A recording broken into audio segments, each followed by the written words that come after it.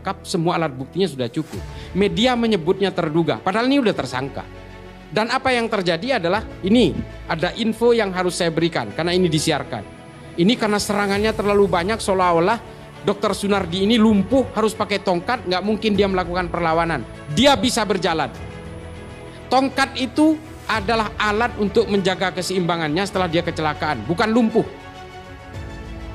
Dia sudah tahu akan ditangkap, makanya dia selama berbulan-bulan setiap keluar dari rumahnya naik ambulan. Kalau ada yang mengganggu biaya kita, kalau ada yang single biaya kita, mereka jual, kita borong habis. Saya cerita Dr. Sunardi. Ini adalah hasil pengembangan dari beberapa tersangka yang sudah ditangkap sebelumnya. Bahkan nama dia disebut oleh para Wijayanto, Ketua Umum Jamaah Islamiyah yang sudah ditangkap bertahun-tahun lalu. Dan disebut oleh beberapa tersangka lainnya. Dan beberapa orang yang akan ditangkap setelah ini berkaitan dengan Hilal Ahmar Society. Dia adalah Ketua Umum Hilal Ahmar Society. Tahu nggak Hilal Ahmar Society? Ini organisasi yang sudah dilarang oleh PBB, dilarang oleh Uni Eropa, dan beberapa negara seperti Trinidad Tobago, negara-negara di Amerika Selatan. Ini semua terjadi dan semua udah dilarang.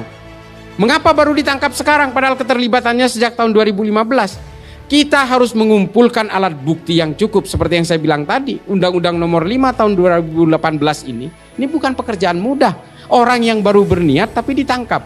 Buktinya dari mana? Itu yang harus kita collect, harus kita generate. Oleh karena itu, Densus setahu saya tidak pernah bisa kalah dalam pra-peradilan karena sebelum nangkap semua alat buktinya sudah cukup. Media menyebutnya terduga, padahal ini udah tersangka. Dan apa yang terjadi adalah ini, ada info yang harus saya berikan karena ini disiarkan. Ini karena serangannya terlalu banyak, seolah-olah Dr. Sunardi ini lumpuh, harus pakai tongkat, nggak mungkin dia melakukan perlawanan. Dia bisa berjalan. Tongkat itu adalah alat untuk menjaga keseimbangannya setelah dia kecelakaan, bukan lumpuh. Dia sudah tahu akan ditangkap, makanya dia selama berbulan-bulan setiap keluar dari rumahnya naik ambulan. Karena mereka tahu Densus tidak mungkin akan melakukan penangkapan di ambulan. Densus tidak mungkin melakukan penangkapan di rumahnya karena dia buka praktek dokter di rumahnya. Tidak mungkin melakukan penangkapan di depan para pasiennya. Tidak mungkin melakukan penangkapan di depan anak dan istrinya. Ini tabu. Dan tidak mungkin juga Densus melakukan penangkapan di pondok pesantren, tempat dia berasal kemarin itu, dari Ulul Albab. Dia kan dari pesantren nih. Kenapa nggak ditangkap di pesantren? Itu standar operational procedure yang dipunyai oleh Densus. Tidak boleh melakukan penangkapan di lembaga pendidikan, di dalam rumah ibadah, di dalam ambulan sebagai paramedik. Tidak boleh dilakukan itu. Dan di depan anak istri beserta kalau dia dokter di depan pasiennya. Ini adalah rambu-rambu yang tidak boleh dilanggar. Itulah mengapa Densus melakukan penangkapan, membuat obstacle di jalan. Ketika dia sedang mengendarai mobil non-ambulan. Ini yang harus diketahui, belum ada yang menyuarakan ini. Mengapa saya tahu? Karena saya juga ikut mengamati gerakan-gerakan mereka ini.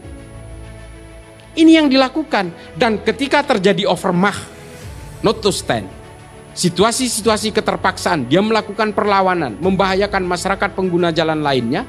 Dia melakukan perlawanan kepada petugas, dia menabrak mobil petugas, dan dua orang petugas yang naik ke bak itu dibawa sekencang-kencangnya oleh Sunardi. Dia berjalan siksak supaya dua petugas ini terlempar dari mobilnya. Dan betul, dua korban itu sampai sekarang dirawat di rumah sakit. Dalam situasi itu, petugas yang ada di atas sudah menggedor-gedor kap mobil itu supaya berhenti, dan dia mengatakan ini polisi, melakukan tembakan peringatan. Dia tetap tidak mau berhenti, sehingga kemudian terpaksa dilumpuhkan ke arah bawah. Makanya yang terkena itu adalah pinggul dan tangannya.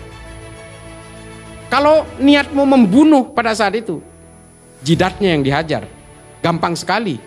Kalau dari belakang itu, kalau orang nyetir, yang nongol itu kepalanya.